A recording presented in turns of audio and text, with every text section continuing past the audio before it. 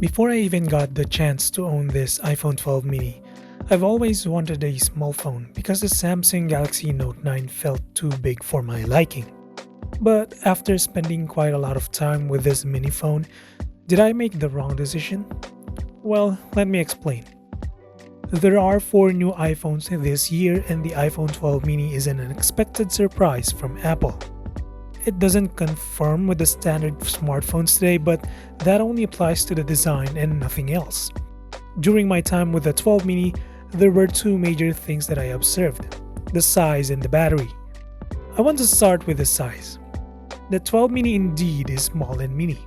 Although Apple made the device appear tiny in the hands of its model, for an Asian dude like me, the 12 mini felt perfect. I do have relatively average sized hands, and size does matter to me. And if I have to describe the form factor of the 12 mini, it practically feels like the original iPhone SE. Before I got the 12 mini, my main iPhone was the small iPhone SE. If you have one right now, that's practically the way the 12 mini feels in the hand. It's only a bit thicker and taller, but the squared sides feel homely, if I may. Aside from being small, it's also really light. Coming from a 200-gram phone, I can barely feel the weight of the 135-gram mini, even if I use a pastel case on it. The good thing about a phone being light and small is the fact that you can reach the other side of the screen without hand gymnastics. While that allows for easier navigation around the UI, I still find myself using my second hand to pull down the notification tray from the top left corner.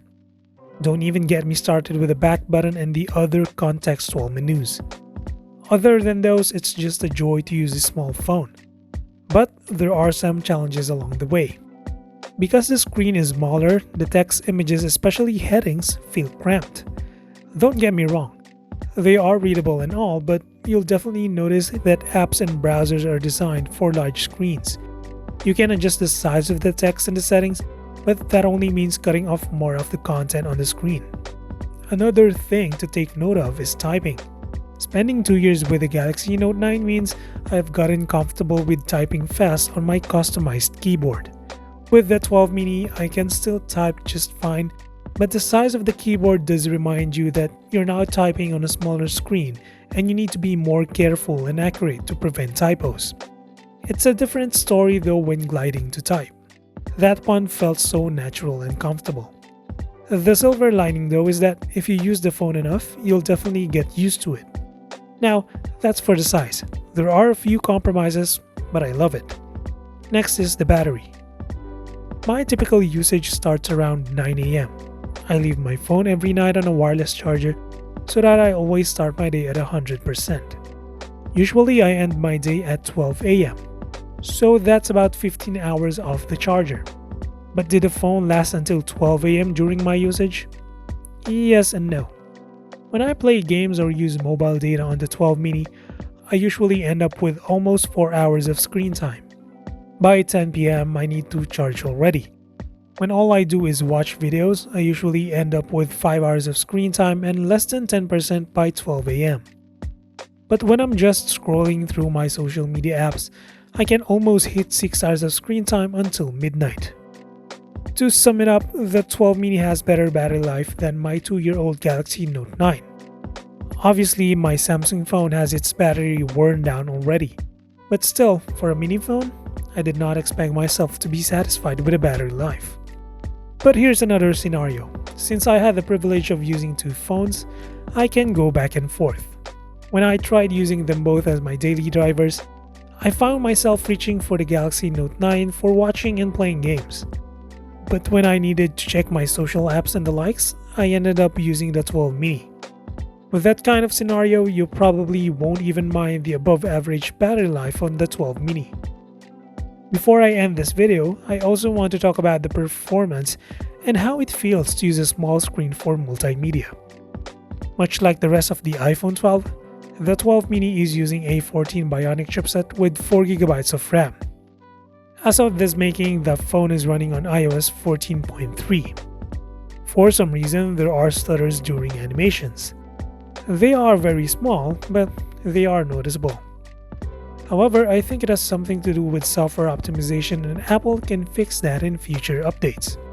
But when it comes to games or apps that push the thermal envelope of the 12 mini, for example Genshin Impact, you start to feel stutters and frame drops consistently. Because the body of this phone is small, the ability to dissipate heat is limited, hence the thermal throttling. I suggest you go for the iPhone 12 model if you truly want a gaming phone. It's also hard to play modern games today on a small screen because every control is just cramped. And one more thing, there's no 5G coverage yet in my area, so I couldn't test the battery when using a 5G signal.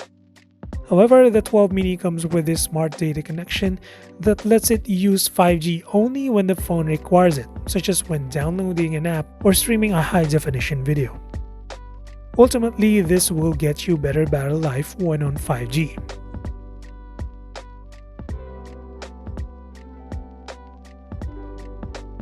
To conclude, I think you need to set your expectations right if you plan to get the iPhone 12 mini. For someone who has always wanted a small phone, I did not expect the standard iPhone 12 to be the right size for me because I just got used to bigger screens. But since I'm still using my Galaxy Note 9, the iPhone 12 mini still satisfies most of my needs. So that's it for my iPhone 12 mini review. Let me know your thoughts about the 12 mini in the comments section. So until the next one, stay safe.